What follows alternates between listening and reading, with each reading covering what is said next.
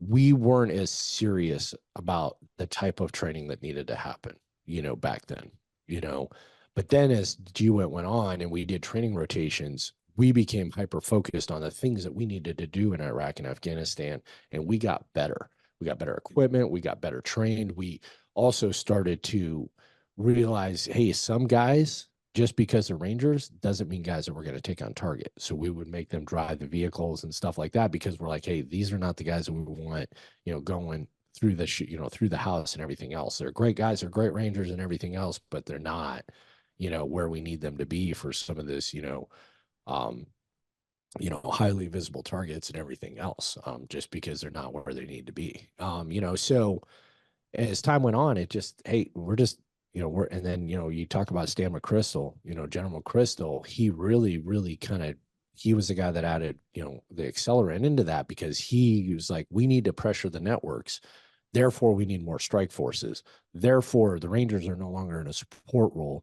The Rangers are their standalone strike forces. So now it's just us hitting targets, them hitting targets, and the British and, whoever, Australians eventually too. Like, they're all their special operations units and us. And we're not in support roles anymore. We're all just doing stuff, literally looking across, the block and you're like, hey, and you're waving at, a British guy, a freaking, the SF, I can't remember the SF's direct action unit. I can't remember their name, but whoever it was, um, over time it very de-glamorized. And then obviously most of my best friends that I grew up with in the 75th Ranger Regiment, they've been in Delta for, I was just there for a retirement of one of my best friends, you know, a couple months ago, I mean, so it just kind of becomes the thing. And eventually, I even took the long walk, and unfortunately I wasn't successful, but so you became more comfortable. You realize they're not quite as special, but at the same time, I will say,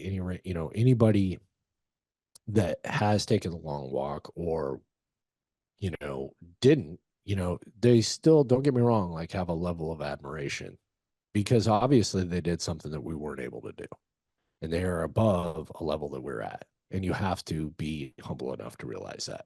I went, didn't make it, therefore they're better than Well, don't sell yourself short. Come on now. Don't do that. I mean, you got to admit it, I mean, obviously they had something I didn't. So, Was there one thing that slipped you up in selection that kind of was what did it yeah. for you?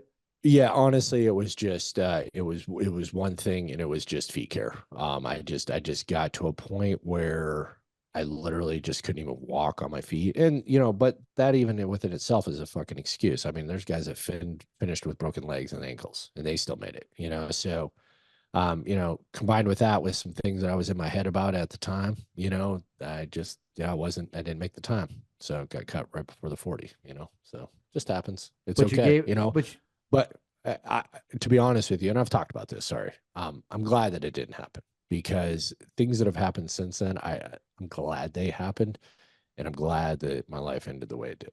So it would have been cool, but